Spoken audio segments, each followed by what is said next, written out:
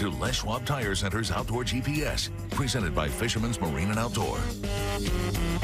Good morning, everyone. I'm Owen Hayes. You're watching Les Schwab Tire Center's Outdoor GPS, presented to you by Fisherman's Marine and Outdoor. And I can't tell you how many more reasons you need to get over there, but they are still in the midst of their Halloween sale, so take advantage of that if you get the opportunity. Today, though, we are packed. Special guest in studio, Pat Hoagland from the CCA Oregon. We're going to talk about an upcoming banquet that's happening on the 16th of November over here in Hillsboro at the Wingspan Event Center.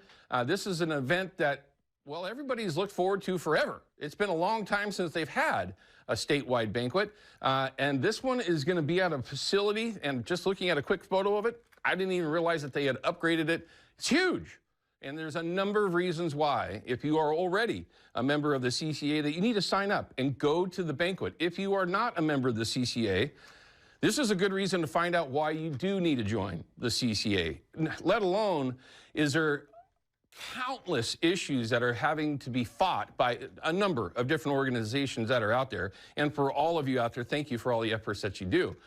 There's no question that the CCA is right in the middle of all of it.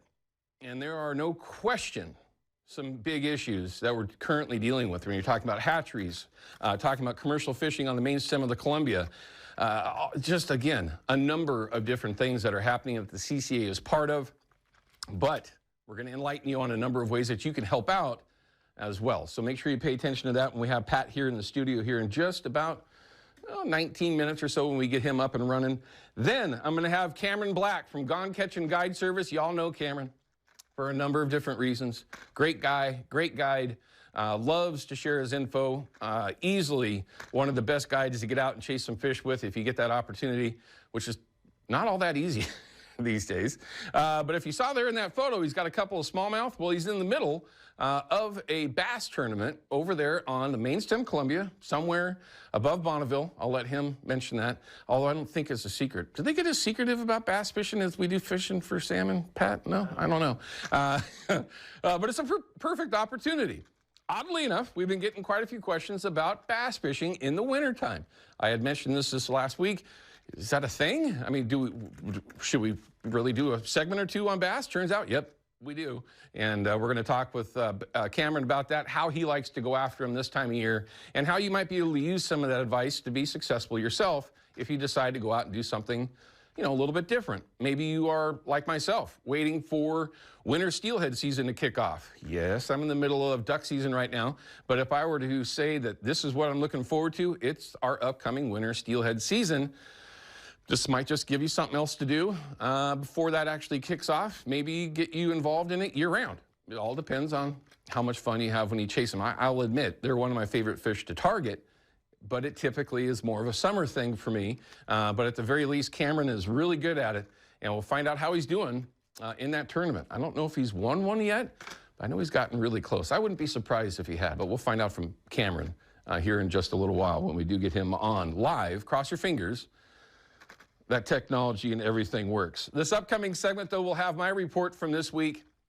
And if you, again, are like myself, a crazed to a fault waterfowler, we had our split this week in Zone 1 in particular. I'm not sure exactly about Zone 2, but that ended on Thursday. So last couple of days have been pretty busy, and I'll have that report this upcoming segment. A couple photos to show you there as well. And crazy enough, I actually got on a piece of private property yesterday.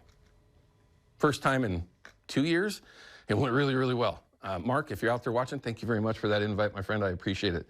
Although Drago today is limping, so that's never a good thing. But maybe we'll talk about that as well. Also, we'll have river levels for you, all those things that you're going to want to pay attention to, especially if you're looking forward to chasing a little bit of fall Chinook along the coast and some of the tributaries now that we've got water.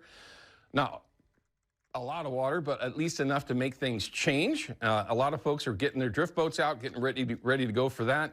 So there are a number of opportunities up and down the coast and here close to home, depending on if you want to chase silvers currently or not. But we'll have some of those things to throw out there to you. And of course, we're going to get our weather forecast for this upcoming week. Hopefully, it's just going to be more rain and more rain. Maybe another month of rain.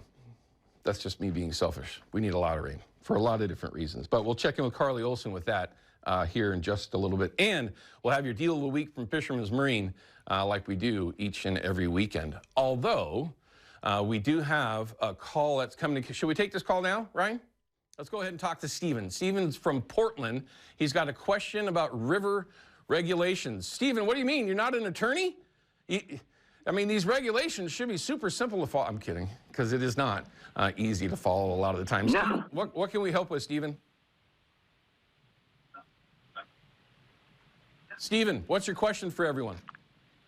Well, I was wondering, rivers like the Sandy River, if you want to fish on the bank, is that fin clip fish only, or can you catch wild ones? No, no wild ones. Anything that you're going to catch on the Sandy this time of year, which could be an early steelhead, winter steelhead, could be a late summer steelhead, could be silver, everything has to be clipped on that river system for sure, including Chinook for that matter. I mean, if you ran across a late springer or some call a fall fish, that's a whole other discussion. Anything on that river does have to be clipped. So make sure that if you do have some success that you pay attention to that. And, you know, little bit that I would give you for some of the folks that are chasing silvers around on the Sandy in particular, that, you know, it hasn't been great up to this moment. It was pretty darn good fishing, but that was all because of the water conditions. That has now changed. I think the big question there would be, what's the condition of the river like? Last report I got, I believe, was on Wednesday, was that the river was still very off color, which should not really scare you off of chasing silvers on any system. I've had some incredible days chasing silvers in off-color conditions. So plugs, spoons, or maybe not spoons. Yeah, definitely. If I had the metal god himself here, Bill, he'd be saying, throw spoons. Spinners and, of course, twitching jigs are very effective in off-color conditions for silver. So don't let that deter you. It is winding down, of course, but there's certainly some options to be had there. And for that matter, it's just nice to have some water to actually fish. So if you get out there, Stephen, good luck, and make sure you do pay attention that they are clipped so that you don't get yourself in any trouble. All right, lots of photos to show you this morning. Everyone's been sending in tons of them. I expect to see that continue, even though fishing right now is a little bit of a lull, but we're getting a lot more hunting photos that are coming in. And if you've been sending your photos in the last week or two, pay attention, because you may see it now. And we will start seeing some of these tidewater photos like you're seeing now. About time is what John says. That's a beautiful, that's a dandy fall Chinook. God, right now I'm wearing the Ultimate Egg Cure sweatshirt from Pro Cure, and Keith Archer, the guy who actually makes the stuff. I just wish I had a big stash of those right now before I head over to the coast. Family time, Steven sent this in. Folks chasing, yeah, look at that, Dungeness crab. Crabbing's been pretty darn good, but expect it to get better as the bays maybe, you know, don't have as much fresh water coming down, because that does make a significant difference depending on the area that you decide to go crabbing. Final inspection. Terry, okay. Well, it's not a salmon, so it's all right, I guess, to let your dog do that. No salmon, though, everyone. Don't let your dog do that. Cool photo, though. Here's another nice one from the Coquille. That is a river that I've never fished. I don't get to say that a lot. Pretty cool. Nice fish, too, by the way. Summertime looking fishing. Hopefully there's not a lot of that anymore. Rain, rain, rain. Sorry, I'm being selfish again. First Springer of 23. All right, well, we don't mind photos that are a little old, because that's a dandy Springer. Depending on where that came from, make sure you pay attention to your regulations and everything, everyone. Depends on where it came from. Pat, you may not have seen that. It had a fin on it, but anyway. Jayla and Sandy's first Chinook from the LC. See, I love seeing some of these photos from some of these different systems that aren't quite as, you know, blown up as the Columbia and Willamette systems. So that's very cool. Nice photos too, by the way. Here we go. Look at that mule deer. Carla's first buck. Congratulations.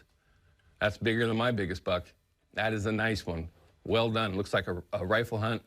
Excellent job. Makes me hungry. I had deer last night, by the way. That's what happens when stick and string does work. Matthew's first salmon. Rick, thanks for sending it in. Nice little fish. I bet you that barbecued up perfectly. Nice and bright. I believe we even have a video coming up here in a bit too. Tasty. Jeremy. Yes, Jeremy. Extremely tasty. You got a bull elk with a stick and string. It doesn't matter if it was an 8x8 for crying out loud. You know how hard that is, everyone? I'm just telling you. Maybe it's because I'm not very good at it. But I keep trying, and they're delicious. You can't eat the horns. It's just that simple. Trying not to drop it. That's a big brown. That's a big brown. I don't know where that came from, but that is a beautiful fish right there. Definitely a trophy brown trout. Now let's take a look at a video. Hey, have we seen this one? Warrior Rock. Oh, nope, this is a different one. Yeah, and I know that a lot of you are still jonesing to see that happen, and you can certainly get out there and make it happen. It's just going to be a bit tougher. Reports have definitely, well, I'll save that for this upcoming segment. Reports have definitely changed on the Columbia in some areas. Some areas getting pretty darn good too. We'll have that report to share. Nice job. Good net job too. Look at the size of that Chinook. That's a dandy. Where was that from, Ryan? Did they say in there where that? Warrior Rock. Okay, I didn't catch that when we first put it up. Well done. Yep, it's the Fox 12 app. It's the easiest way to send photos over to us. But there's a number of different ways. You can become a fan on our Facebook page if you'd like to do stuff like that on social media stuff. But the app will get you everything for KPTV and KPDX, and of course, Outdoor GPS. Once you click on it, it'll show you exactly how to upload those photos and videos, and we love to show them off every Saturday and Sunday morning here on Fox 12 Plus. All right, we're going to cut to a break. When we come back, we're going to have my report segment from this week. It was just waiting until duck season opened back up. I'll have a couple of reports to share for that, as well as a couple of fishing reports that you can still get in on, depending on what the weather decides to do. We'll find out about that from Carly Olson as well. Don't go anywhere.